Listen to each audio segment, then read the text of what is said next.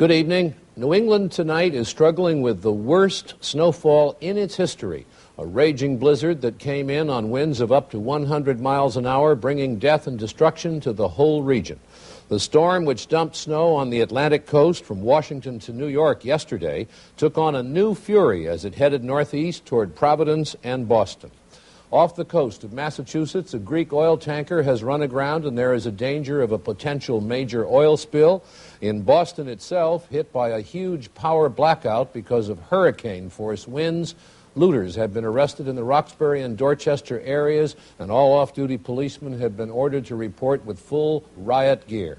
Brian Ross has been covering the story in Boston. The blizzard hit Boston last night with heavy snows and winds almost 100 miles an hour. Overnight, the city lost almost all of its electric power, and many people still don't have electricity in their homes. The snow and winds haven't stopped yet.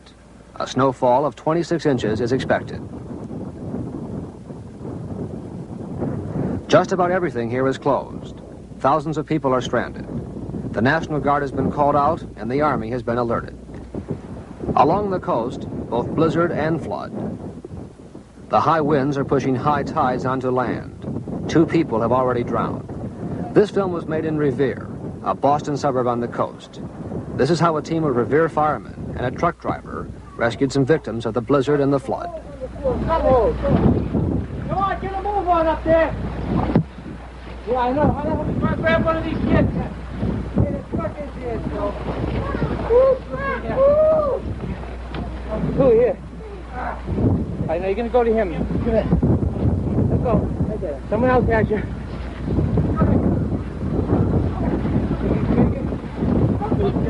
During the rescue, one fireman began to suffer the first symptoms of frostbite in his legs.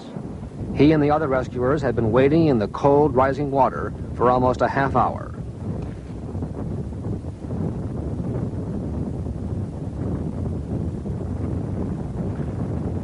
Hang on, come on here. Yeah, kids are all off. Hold on to the thing there, dear.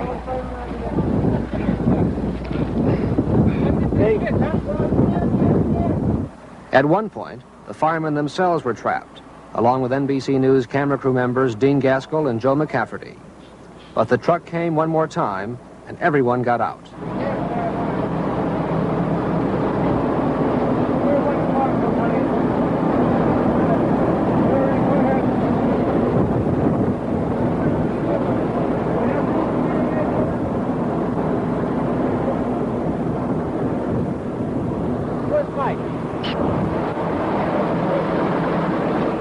In this storm, there are a lot of victims and a lot of heroes. Brian Ross, NBC News, Boston. And Rhode Island had the worst storm in its history. 26 inches of snow, and along the coast, winds up to 100 miles an hour. It is so bad, President Carter ordered the U.S. Army to go in and do whatever it could to help. A report from Providence and John Sweeney.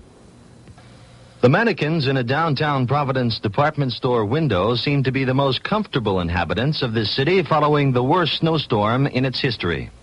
Thousands of abandoned automobiles litter the main highways leading to this capital city, making plowing efforts that much more difficult. State civil defense officials reported at least 8 storm-related deaths, including 3 people who died of asphyxiation in their stranded autos. By mid-morning, officials said that all stranded motorists had been rescued, many by volunteers in snowmobiles and 4-wheel drive vehicles. Rhode Island Governor J. Joseph Garrahy asked for and got a federal disaster declaration today, and local officials are awaiting the arrival of federal troops to help in the cleanup operation. Until then, the best way to travel around Rhode Island is by snowmobile. John Sweeney for NBC News, Providence. In the latest satellite weather picture, the huge swirling storm can now be seen out over the Atlantic after it moved across the northeastern states, leaving them smothered in snow, streets and roads impassable, many dead, electric lines down, some cities ordering all cars from the suburbs to stay out. The official measurement of the snowfall in 4 cities, not counting the drifts, Philadelphia, 14 inches. Trenton, New Jersey, 16. Hartford, Connecticut, 20. New York City, 18. Here's Robert Hager. New York City seemed to be coping well with what's being called the third worst snowstorm of the century for this city. The final accumulation here amounted to about 1.5 feet. All over New York, automobiles were buried in snow piles pushed up by the plows, but most main streets in the city were clear. Airports in the area used big snow blowers to try to clear their runways, but the wind blew the snow back, and no major airports in the New York area have been able to reopen yet. In New Jersey, there's been a lot of damage along the coast. This is what the wind and high water did to the boardwalk in Belmar, New Jersey. A bathhouse was destroyed, battered by waves at Sandy Hook State Park. Further south, a fishing boat washed up onto the beach.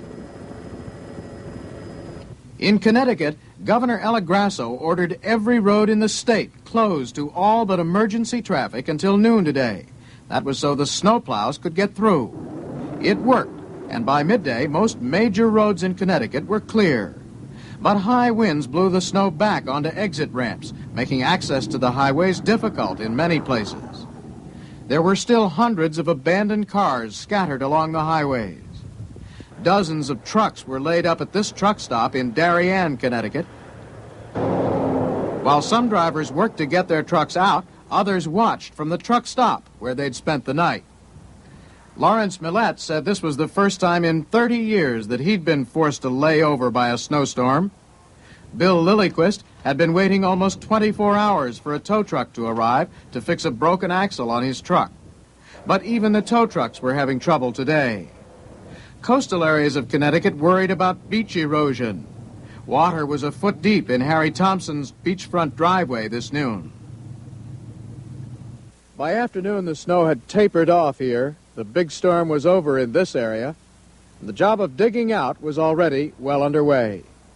Robert Hager, NBC News, along the Connecticut coast.